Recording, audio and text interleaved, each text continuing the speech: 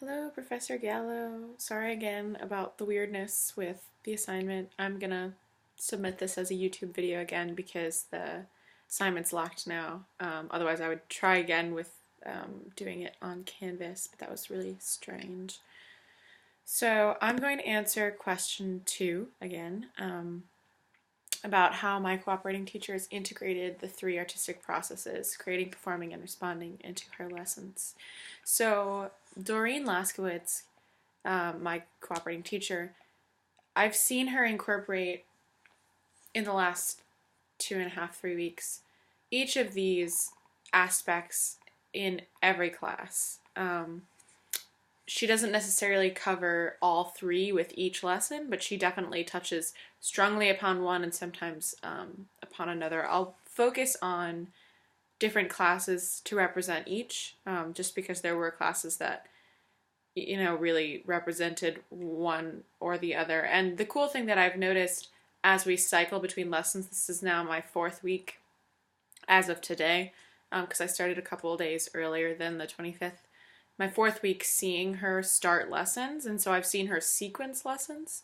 And from one lesson to the next, she'll cover what was not touched upon before. So, starting with creating, with the first grade, she's having them, no, with the kindergarten, sorry, the kindergarten, she's having them practice rhythms but using shapes instead of actual musical notation. So there aren't quarter notes and eighth notes, but rather there are one circle represents a quarter note, and then 2 smaller triangles will represent 2 eighth notes.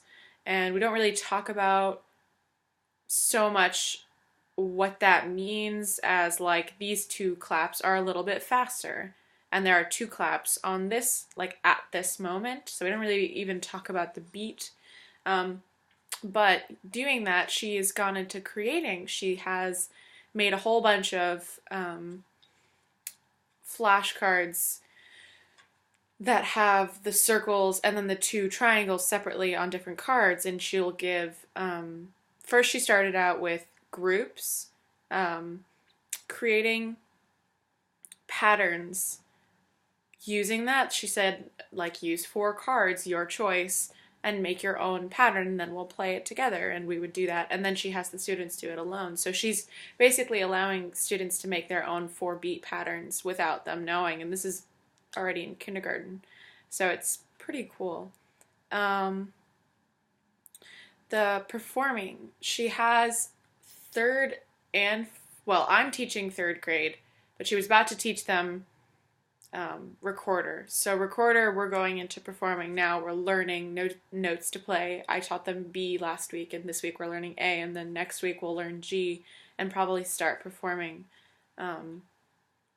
one simple piece, probably hot cross buns. But 5th grade and 4th grade, we're doing work on glockenspiels, and she essentially would give them 6 lines, well, 6 measures, and she would start by putting one note. It was all in the key of G, so she would have, for the 4th grade, basically she would put, starting on me, she'd put a B, and so they know where the B is, and then they have to create their own 4-beat rhythm, and theirs is more complicated. They know quarter notes, they know half notes, they know eighth notes, and they know 16th notes.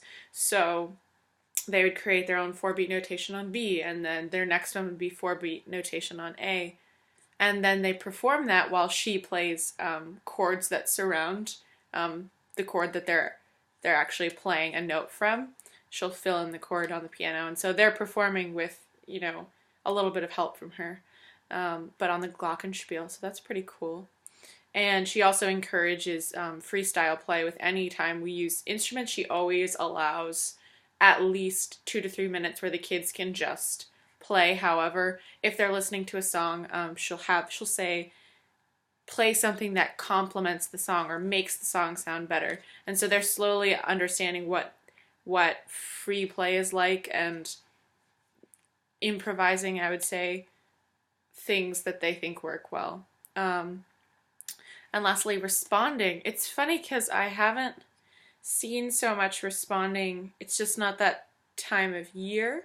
They're going to, first grade is about to do a lesson this coming week on Peter and the Wolf, and they're going to do a listening map. So that's kind of responding. But the most responding I've seen actually so far is with the preschoolers, which makes sense because there's really not much else you can do with kids that young other than just, responding to what's going on in their ear very simply. So she'll have games where you take for safety purposes, she takes a very soft squishy ball and wraps it in like this light fabric. And so you pass that around you have all the preschoolers plus you sitting in the circle. And then someone will go and play the piano. It's either myself or Ms. Laskowitz. And the idea is that you pass it to your partner with the speed of what the person on the piano is playing. So if she plays a fast song, you're passing it fastly. And if she plays a slow song, then you slowly pass it. And then she ups the ante, and she'll say anytime she stops, not only do you hold on to the ball, but then once she starts again, you have to go the other way.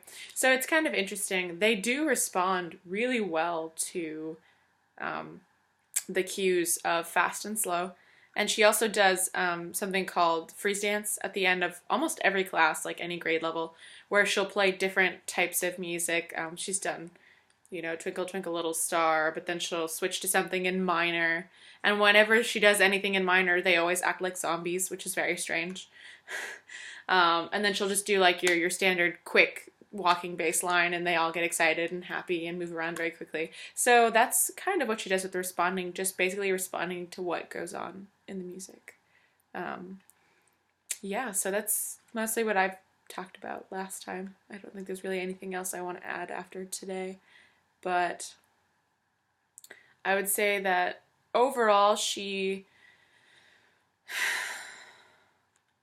just from what I've seen, she doesn't necessarily favor responding. I would say she favors creating and performing more so, but I can't solidly say that because I haven't seen enough of her teaching. I think there's a validity that she supports them all equally. So yeah, that's kind of where I'm at.